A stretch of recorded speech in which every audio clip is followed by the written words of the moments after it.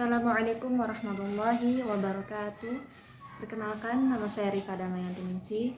Saya dari Institut PTQ Jakarta. Baiklah, saya di sini akan menyampaikan kultum dengan tema menjadikan Al-Quran sebagai teman hidup.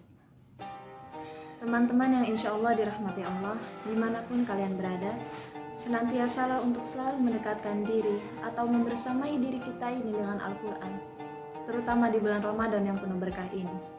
Sebagaimana yang dijelaskan dalam Al-Quran, Syahrul Ramadan alladzi unzila fihi Al-Quran, bahwa bulan Ramadan adalah bulan di mana diturunkannya Al-Quran. Banyak sekali dalil atau hadis-hadis yang menjelaskan tentang keutamaan membaca Al-Quran. Salah satunya hadis yang diriwayatkan oleh Abdullah bin Mas'ud, bahwa Rasulullah SAW bersabda, barang siapa yang membaca satu huruf dari Al-Quran, maka baginya satu kebaikan dengan bacaan tersebut. Satu kebaikan dilipatkan menjadi 10 kebaikan. Semisalnya, aku tidak mengatakan alif lam mim satu huruf, akan tetapi alif satu huruf, lam satu huruf, dan mim satu huruf. Hadis riwayat Tirmidzi. Masya Allah, begitu sayangnya Allah kepada kita, begitu rahmannya Allah kepada kita, sehingga jika kita membaca satu huruf saja dari Al-Quran, maka kita diberikan 10 kebaikan. Apalagi jika kita membacanya di bulan Ramadan, yang dimana Allah melipat gandakan seluruh amal kebaikan. Dan teman-teman, Al-Quran juga kalamullah, ucapan-ucapan Allah. Maka jika kita membaca Al-Quran, berarti kita juga sedang berbincang-bincang dengan Allah. Kenikmatan yang luar biasa yang kita dapatkan ketika kita membaca Al-Quran, yaitu bisa berbicara dengan Allah melalui wasilah Al-Quran. Maka teman-teman, tanamkanlah di hati kita rasa cinta yang tinggi terhadap Al-Quran, dan jadikan Al-Quran sebagai yang kita cintai, agar jika kita menjadikan Al-Quran sebagai yang kita cintai, kita akan selalu ingin terus bersamanya, ingin selalu terus membaca Al-Quran. Rindu jika kita tidak membaca Al-Quran, tidak ingin berpisah dengan Al-Quran. Teman-teman, jika kita terbiasa membaca Al-Quran, maka ketika sehari atau sedetik saja kita tidak membaca Al-Quran, maka dari diri kita seperti ada yang hilang.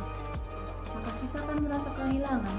Bahkan dikisahkan ada seorang ulama tarikh yang beliau kesehariannya itu membaca Al-Quran, kesehariannya menghatamkan Al-Quran, maka beliau mendapatkan kenikmatan yang luar biasa. Beliau sampai menjadikan Al-Quran itu sebagai manisan ketika beliau membacanya, sebagai sesuatu yang manis atau sebagai coklat yang membuatnya candu.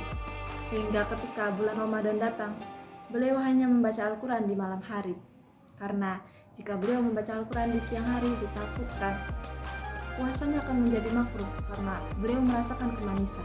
Masya Allah, luar biasanya beliau. Nah, hal ini juga kita tanamkan pada anak-anak kita nantinya. Kata guru saya, Al-Quran itu membuat otak menjadi cerdas. Maka jika kita mengajarkan anak kita sedari kecil bacaan-bacaan Al-Quran, maka insya Allah anak kita menjadi anak yang cerdas, menjadi anak yang insya Allah menjadi anak yang soleh dan soleha, dan insya Allah yang berbakti kepada orang tuanya kelak. Dan teman-teman, saya pernah mendengar perkataan dari guru saya ketika saya masih di pesantren. Guru saya berkata, jika kalian ingin mudah mempelajari ilmu-ilmu yang lain, maka pelajarilah Al-Quran dulu, maka bacalah Al-Quran. Insya Allah kalian akan dimudahkan mempelajari ilmu-ilmu yang lain. Dan itu yang masih saya rasakan sampai sekarang. Jika saya dihadapi kesulitan, misalnya saya dihadapi oleh tugas kuliah misalnya yang menurut saya sulit untuk dikerjakan, maka saya membaca Al-Quran. Di situ saya merasakan ketenangan, dan insya Allah Allah akan mempermudah urusan kita. Karena siapa tahu dengan kita membaca Al-Quran, dengan wasilah kita membaca Al-Quran, Allah mudahkan urusan kita, baik urusan dunia, baik urusan di dunia maupun di akhirat. Baiklah, sebelum saya tutup, saya mengajak kepada teman-teman untuk bersama-sama meningkatkan kecintaan kita kepada Al-Quran, menjadikan Al-Quran sebagai teman hidup kita, selalu berbuat baik, melakukan amal soleh di setiap harinya, dan selalu berusaha menjadi yang terbaik sedikit demi sedikit setiap harinya. Baiklah, cukup sekian dari saya. Semoga kita semua menjadi hamba-hamba yang dicintai Allah dan Rasul-Nya, dan semoga kita selalu diistiqomahkan dengan Al-Quran hingga akhir hayat kita. Wassalamualaikum warahmatullahi wabarakatuh.